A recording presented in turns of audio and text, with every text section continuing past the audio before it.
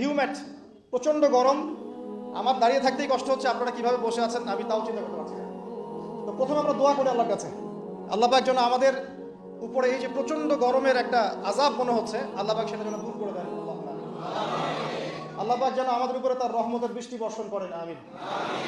আল্লাহুম্মা আগিসনা, আল্লাহুম্মা আগিসনা, আল্লাহুম্মা আগিসনা। হে আল্লাহ, আপনি আমাদের উপরে বৃষ্টি বর্ষণ করুন, আমিন। মুষলধারে উপকারী বৃষ্টি আল্লাহ আপনি আমাদের উপর বর্ষণ করুন, আমিন। তো যেটা বলছিলাম, এই 7টা আসমানের উপরে আছে কুরসি, তার উপরে মহাসাগর, তার উপরে আছে আরশে আজিম। যে আরশে আজিমের 8টা খুঁটি আছে। কয়টা খুঁটি? 8টা খুঁটি ধরে আছেন মাত্র 8 জন ফেরেশতা। সূরা হাক্কার মধ্যে এটা আছে। কোন সূরা?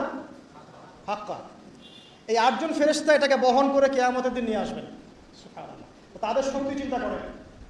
আর একজন ফেরেশতার ফুৎকারে এই যে দেখছেন গ্যালাক্সির পর গ্যালাক্সি হাবিজাবি সব ধ্বংস হয়ে যাবে। একজন ফেরেশতার ফুৎকারের মাধ্যমে ধ্বংস হয়ে যাবে। এরপরেও আল্লাহ বলছেন আফালা তুমিনুন আফালা ইউমিনুন, এরপরেও কি তোমরা ঈমান আনবে না? আওয়ালাম ইয়ারাল্লাযীনা কাফারু, কাফেররা কি লক্ষ্য করে দেখে না? আন্নাস সামাওয়াতি ওয়াল আরদা কানাতা রাতকান, এই 7টা আকাশ, মহাবিশ্ব এবং পৃথিবী একটা কেন্দ্রের মধ্যে ছিল, বিন্দুর মধ্যে ছিল। ফাফাতাকনাহুমা, আমি এটাকে বিভক্ত করে দিলাম, আমি বিভক্ত করে দিলাম। আল্লাহ বলছেন ফাফাতাকনাহুমা ওয়াজআলনা মিনাল মাই কুল্লা শাইইন হাই, এবং প্রত্যেক জীবন্ত প্রাণকে সৃষ্টি করলাম পানি দিয়ে।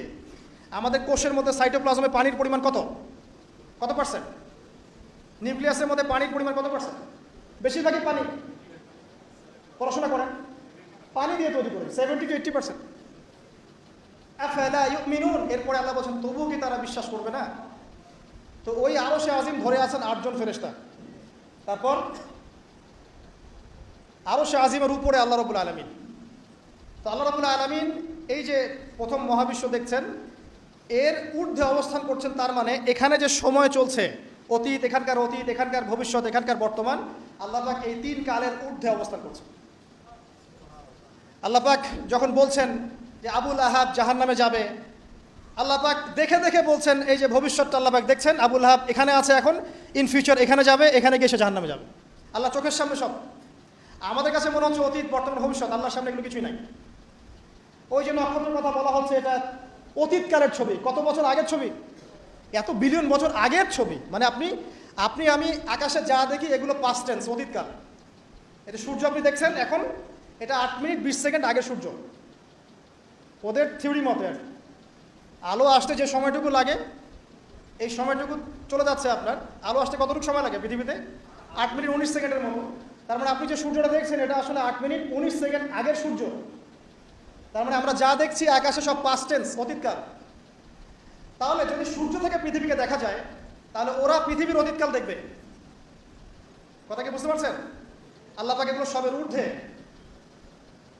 এই আলোর চেয়ে প্রচণ্ড গতিতে, আলোর বেগের চেয়ে যদি অনেক অনেক অসীম গতিতে কেউ যদি ছুটতে পারে মহাকাশে, তাহলে সে এই সব কালের ঊর্ধ্বে চলে যাবে। স্টিফেন হকিংসের তো সূত্র আছে এরকম। এটাই নবী সাল্লাল্লাহু আলাইহি ওয়াসাল্লামের মেরাজের সাথে মিলে যায়। তিনি গিয়েছেন, ফিরে এসেছেন, এসে দেখেছেন অজুর পানি গড়িয়ে পড়ছে টাইমের ঊর্ধ্বে। সবই বৈজ্ঞানিক, আসলে প্রমাণ করতে পারে না। তখন বলবে যে ধর্ম, মৌলবাদ, অন্ধবিশ্বাস ইত্যাদি ইত্যাদি। যখন প্রমাণ করতে পারবে তখন ধার্মিক হয়ে যাবে প্রতিটা বিষয়।